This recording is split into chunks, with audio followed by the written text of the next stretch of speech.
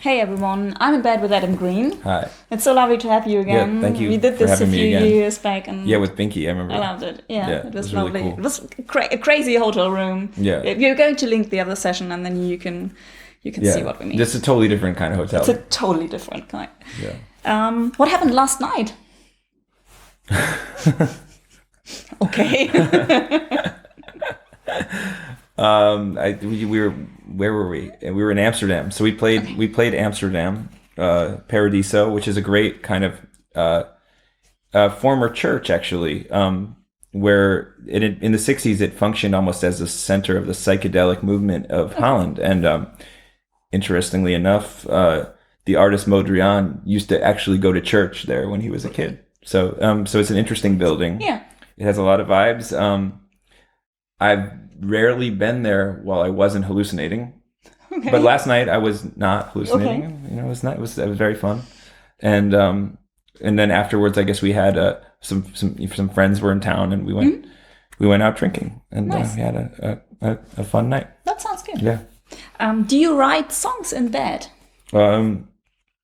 Yeah, a little bit. I mean, you know, sometimes obviously, you know, you have an idea, and then I like to used to be using a recorder, and then now a phone. You know, just keep it by your bed. And the creepiest is when in the middle of the night, when I get up from in the middle of a dream, and I'm trying to whisper something in the phone, and like hope that my wife doesn't notice because it's weird. But occasionally it can be cool.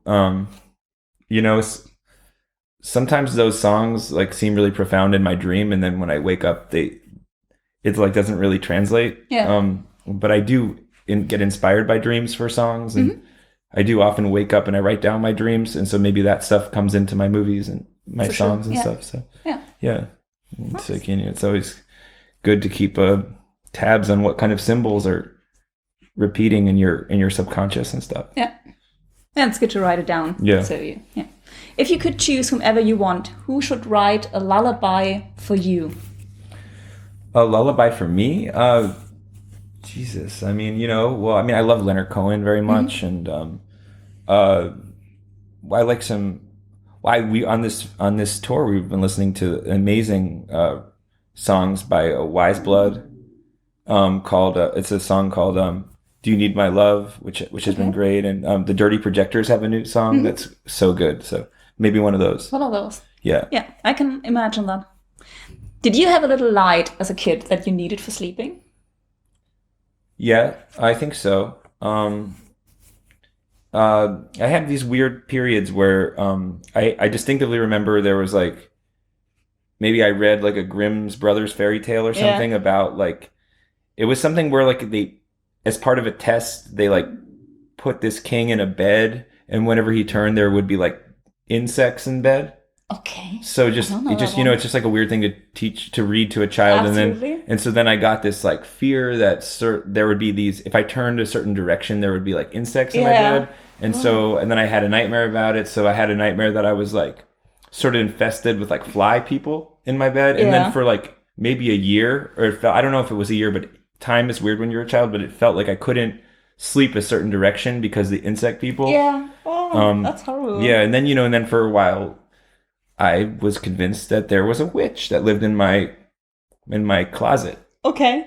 That for sure would come out if I did so and so. I think the witch was based on the Snow White witch. Okay. So again, another Grimm Brothers. These guys are really scary. Yeah. You know, Yeah. so a lot of Grimm's Brothers fears. Yeah. You got us. And then the dark would accentuate it. So Absolutely. and the bed is a scary place at night for a kid. It's actually funny because now I have a daughter. Yeah. And she's 2, and she's not scared of the dark. Not? It hasn't occurred to her to be scared of the dark. And I don't know if I want to put it in her head that that's something that people could be scared of, because maybe she just won't ever think of it. Yeah, and that would be amazing for her. Yeah. Maybe you should read Grimm's fairy tales to her. At least it's actually funny because my friend Turner Cody, his wife Madeline, made a book called Fred in the Dark. And it's a great book about a kid that overcomes his fear of the dark. And I was reading it to my daughter, and she really loved it. And then one day I just felt like, wait a minute, I don't want you to think that this is a thing. So I just kind of stopped reading her, because I just was like, I don't want you to think that we should be scared of the dark if you're not. Yeah. when she is scared of the dark, then we'll revisit this book and where he overcomes the fear. And to overcome the fear. That sounds like a very But anyway, good it's a great plan. book. The illustrations also. What's it called? It's called like Fred Alone in the Dark, I think. Oh, that sounds nice. It's by Madeline Valentine. Madeline Valentine, and she's married to one of my best friends, Turner Cody, the songwriter. Is amazing songwriter. I'll Google that and then put the link in the description, so you can check out that book. It sounds good. Yeah. I'm going to read it. Yeah, I mean it's great. I mean, especially if you have a kid that was would suffering, be afraid of it. Yeah. Yeah. What's the most annoying song to be woken up by? It's funny because I've been, you get this Shazam function on your phone. Yeah. And it's like, I feel like I more use it to figure out songs that I don't like than songs that I do. Really? Because, you hear so many things that are just like, it's like part of culture and you hear it all the time and you're just like, I would like to know what this is, this piece of shit. I think I've never Shazammed anything that I didn't like. Yeah, but it's always something like that. It's just like some random stuff, but it's always some like, I don't know, some like top 40 thing that is terrible, but I don't know. So I'm trying to think. So what were you gonna say? So how was that connected? What was the question? Sorry. What's the most annoying song to be woken up by? What's the last song you Shazammed because you didn't like it? I feel like, okay, maybe as a guest that now stays in random rooms every night. I feel like sometimes like it's annoying to be woken up to like a hotel that has like a techno party that's like going on underneath your room. Yeah. That's a very so or like on festivals when on the that festival being said, side. like I do on this tour I really like recently have like started to like dancing to like just really corny EDM music. Like we were at had a day off in Prague. Yeah. And we ended up at this Czech disco. Yeah. Like a really corny disco where they like make you pay to go down into like the room and like just they were just playing like that like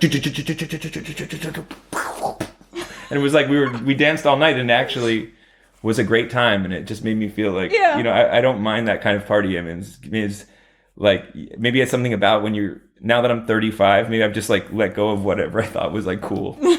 Yeah, I mean that's a perfect age to come to a point where you think almost nothing is embarrassing. Yeah, just not embarrassing. This is like something fun I can do with my body right now. Exactly. Yeah. Yeah, perfect. Who would you invite to a sleepover or a pajama party? This is fun. Like it'd be funny to have like, oh man, it would be cool to have like, I don't know, like Scott Walker and like I could have like Little Richard. Yes. And I don't know. I mean that would be fun. Yeah, it would be like really weird. Yeah. But it would be fun. Very weird. Or maybe like I don't know who would be fun to have. That's like a lady. I've actually been listening to this. There's a great record. Yeah. It's from New York, a songwriter named Ariel East, and her record's called Rooms. Okay. So nice, so soothing. Actually, she would be a great person to have sing a lullaby, and I would invite her to a sleepover party. And then she can sing a lullaby. Record. The whole record is like a really genius record. Yeah, it's called Rooms. Ariel East, Ariel. Yeah, I mean, we'll find that. We'll find it. Yeah. What's the most uncomfortable place you ever slept? I mean, honestly, the floor and. There's like ways that you can go about sleeping on the floor. You can put like towels or your clothes that you have in your suitcase. You can sort of like put it on the floor and sort of, but maybe it's just because I'm older, but I get like kind of pains in parts of my body, like any part that like really touched the floor. Like there'll be like a bony part that touched the floor all night and it like really hurts. And I don't like sleep on my back, so I'm like sleeping on my side on the floor. So it's like, maybe if you're like very zen and you just sleep on your back, it's like perfect, and maybe it's like good for your health. But for me, it's just it's painful. And I sleep a lot in the van these days, and I would say that it's uncomfortable, but I figured out this great way to prop like a towel behind my head. Okay, and, like, it's so you perfect. have something in your neck. It's like, it just really supports it. And like the towel has been, like, it's like the difference between me not having the towel and not having the towel would be like hours of less sleep. I don't know. It's perfect. Yeah. So I can't even sleep without the towel. Tour-ventric towel. Yeah, just, yeah. Yeah. Last question. Sorry to that hotel. By the we won't name it. Yes. The hotel that shall not be named. Yes, the hotel that gave me a towel that they didn't realize. Last question. Yes. Which monster sleeps under your bed?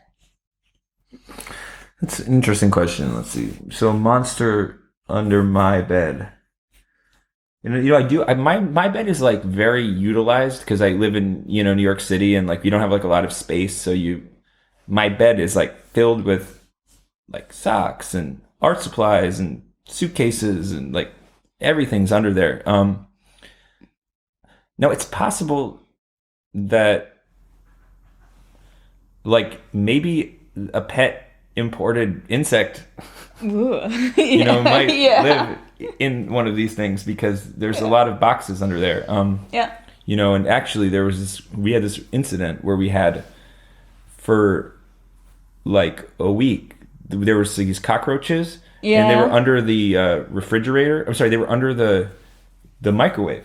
Like, and I kept on seeing them, and I would get up in the middle of the night and like there'd just be like a cockroach that would like scurry under the microwave, and I just convinced myself that for sure they're living inside the microwave. I don't know why, if that's possible. Probably but not. I read on the internet that it's possible. So I was like, yeah, so it's That's possible crazy. that they can live in a microwave. And for some reason, I just like had that feeling. I was like, it's definitely in the microwave. And I took the microwave and like I just threw out the microwave, like the entire thing. Yeah. And like I think it worked. Like I think that it really was living in a microwave. Okay. Because anyways, so that's what, there's a monsters that live in my microwave. That's monsters that live. Okay. Yeah. Yeah. Thank you so much. Thank you. Again. Thanks for bye having out me. there. Bye. Cool. And everywhere we go is home too. We're trading our graves. Now you'll never have to see me afraid, unless we are a liar.